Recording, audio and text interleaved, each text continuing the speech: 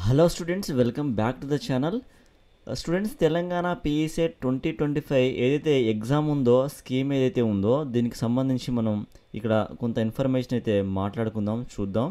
ఓకేనా? సో ఏదైతే ఈ టెస్ట్ ఉందో BPEd 2 years and DPEd 2 years course అనమాట ఇది. ఓకేనా? సో ఎవరైతే స్టూడెంట్స్ ఈ యొక్క టీజీ పీఈసెట్ చేద్దాం అనుకుంటున్నారో, బీపీఈడి ఏమో 2 ఇయర్స్ అనమాట, అది ఇప్పుడు మనం చూడడం జరిగింది. ఓకేనా? డిపిఈడి 2 ఇయర్స్ అయితే ఉంది. The test will be conducted as follows అని చెప్పేసి ఇక్కడైతే ఇస్తున్నారు. సో మనం ఒకసారి ఇది అయితే అబ్జర్వ్ అయితే చేద్దాం.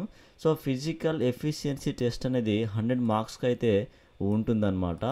ఓకేనా?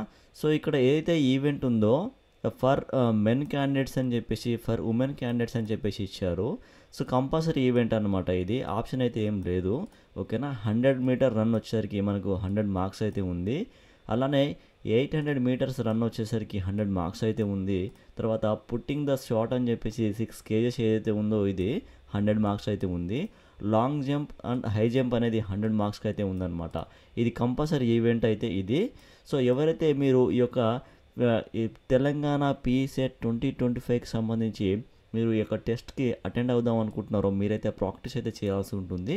అలానే సేమ్ అనమాట, ఉమెన్స్కి కూడా ఇక్కడైతే మనకు సేమ్ కంపల్సరీ ఈవెంట్ అయితే ఉంది.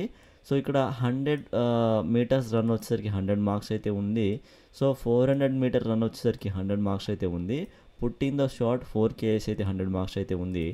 లాంగ్ జంప్ హై జంప్ అయితే మనకు 100 మార్క్స్ అయితే ఉందన్నమాట. సో ఇది ఫిజికల్ ఎఫిషియన్సీ టెస్ట్ అయితే ఇది. ఓకేనా? సో తర్వాత చూసుకున్నట్లయితే స్కిల్ టెస్ట్ అని చెప్పేసి ఇక్కడ maximum 100 marks for each event అని చెప్పేసి చెప్తున్నారు. ఓకేనా? సో ఇక్కడ ఫర్ మెన్స్ క్యాండిడేట్స్కి ఇచ్చారు, ఫర్ ఉమెన్ క్యాండిడేట్స్కి అయితే ఇక్కడ ఇవ్వడం జరిగింది.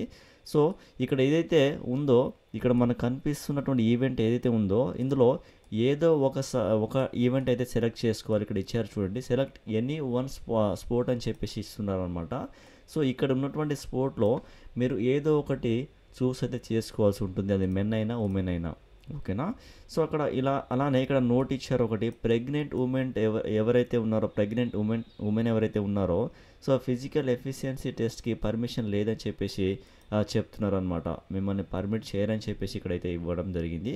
సో ఇది కూడా చూడండి. సో ప్రెగ్నెంట్ ఉమెన్ ఎవరైతే ఉన్నారో మీరైతే అప్పీర్ అవ్వకండి. సో మీరు ఎగ్జామ్ ఏదైతే ఉందో స్కిల్ టెస్ట్కి మీరు వెళ్ళినా కూడా ఫిజికల్గా మిమ్మల్ని అయితే అక్కడ అలో అయితే చేయరనమాట. ఓకేనా? సో ఇదైతే గుర్తుపెట్టుకోండి ఒక పాయింట్ అనేది. ఓకే?